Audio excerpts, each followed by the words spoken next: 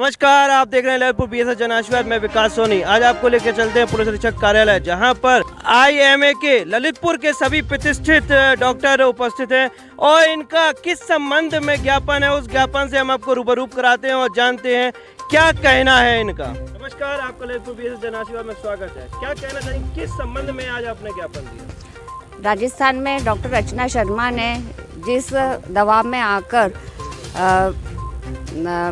Suicide आत्महत्या करी है, आज हम सभी डॉक्टर ललितपुर के उसी परिप्रेक्ष्य में एसपी साहब को ज्ञापन देने के लिए इकट्ठे हुए हैं। हमारा सिर्फ यही कहना है कि सभी डॉक्टर्स अपनी क्षमता के अनुसार सभी मरीजों का जान बचाने की कोशिश करते हैं और बहुत हद तक वो सफल भी रहते हैं, लेकिन कभी हज़ारों में या कभी इस तरह की कभी कोई घटना हो भी जाती है जब हम मरीज की जान नहीं बचा पाते हैं।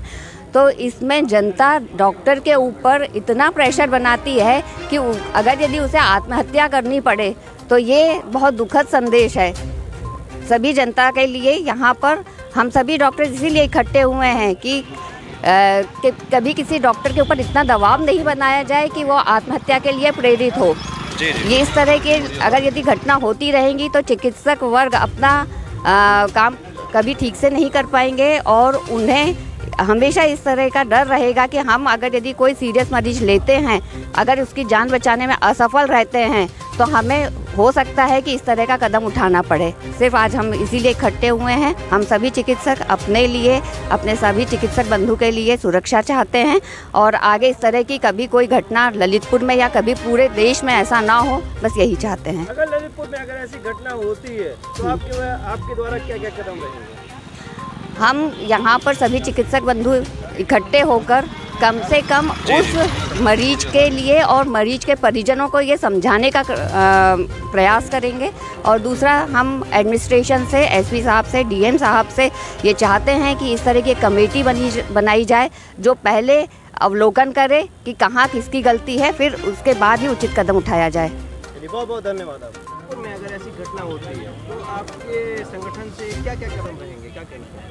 सर्वप्रथम मैं चाहता हूं कि इस तरह की घटना कभी ललितपुर में ना हो, ऐसा मेरा सोचना है। यदि इस तरह की घटना होती है तो जो भी कानूनी एक्शन होते हैं, मरीज के अटेंडेंट को भी चाहिए कि उसका कानूनी तरीके से विरोध करें, ना कि अस्पताल में तोड़फाड़ या किसी डॉक्टर को मजबूरन प्रताड़ित करें या किसी तरह से उनसे पैसे मांगने का दबाव बनाएं, ताकि इस तरह से आत्महत्या जैसी स्थिति ना बन पाए। जो भी तरीका, यदि आपको लगता है कि आपके खिलाफ कोई गलत हुआ है तो आप लीगल तरीके से, कानूनी तरीके से उसका अपना इस्तेमाल करें, ताकि शिकायत करें, ताकि उसका जो तरीका होता है कि सीएमओ एक टीम बना के पैनल बनाती है, फिर इन्वेस्टिगेशंस होता है। यदि वास्तव में डॉक्टर दोषी पाया जाता है तो जिस तहत दोषी पाया जाता है फिर उसके उसी तरह से उसके ऊपर जो है कार्रवाई की जाए। Thank you. डॉक्टर साहब, क्या कहना चाहिए, किस संबंध में आज आपका ज्ञापन था और क्या आश्वासन मिला? नमस्कार विकास जी। हम लोगों ने अभी जो विगत 27 मार्च को जो राजस्थान के दौसा ज़िले में डॉक्टर अर्चना शर्मा ने सुसाइड किया है और उन्होंने अपने सुसाइड नोट में लिखा है कि एक महिला की प्रसव के बाद पीपीएच के कारण से डेथ हो गई और उसमें हमने बचाने का भरपूर प्रयास किया, लेकिन वो सफल नहीं हुई और पीपीएच एक नॉन कॉम्प्लिकेशन है, इसकी सज़ा चिकित्सक को नहीं मिलना चाहिए। तो वो उन्होंने लिखा कि मेरी बेगुनाही का ही सबूत है और मैं आत्महत्या कर रही हूँ। इस दर्द को वो सहन नहीं कर पाई कि हमको जेल जाना पड़ेगा, अपने पति से कहा। तो हम सभी देश के चिकित्सक इस घटना से बहुत क्षुब्ध हैं और अपना पूरा देशव्यापी प्रदर्शन कर रहे हैं और सरकार को ज्ञापन दे रहे हैं। हम लोग का इसमें यही मांग है कि जो दोषी हैं उन पर जो भी कार्रवाई हुई है कि उनको सस्पेंड कर दिया, उनको तबादला कर दिया, ये तो कुछ दिनों बाद आप समझते रीस्टेट हो जाएंगे सब डिसीजन। इस मामले में जैसे आप अन्य लोगों पर धाराएं लगाते हैं, ऐसी धारा लगा करके उन पर भी 304 या 504 की एक धारा होती है जिसमें कि मुकदमा दर्ज किया जाए।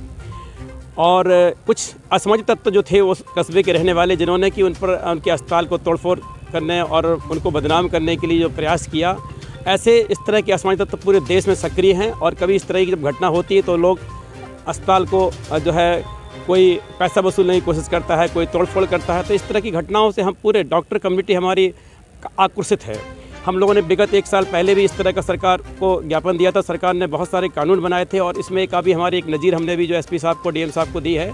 सुप्रीम कोर्ट की जैकब मैथ्यू वाला केस जो 2005 में सुप्रीम कोर्ट ने डिसीजन दिया था, वो सभी जगह लागू होना चाहिए देश में। और उसमें ये कहा गया था कि यदि कोई किसी डॉक्टर के खिलाफ़ कोई मुकदमा दर्ज कराता है तो उसमें एक विशेषज्ञ समिति डॉक्टरों की बनाई जाए और वो समिति जांच करे, यदि डॉक्टर दोषी पाया जाता है तभी मुकदमा दर्ज हो, अन्यथा की स्थिति में कोई गिरफ्तार या मुकदमा दर्ज नहीं किया जाएगा।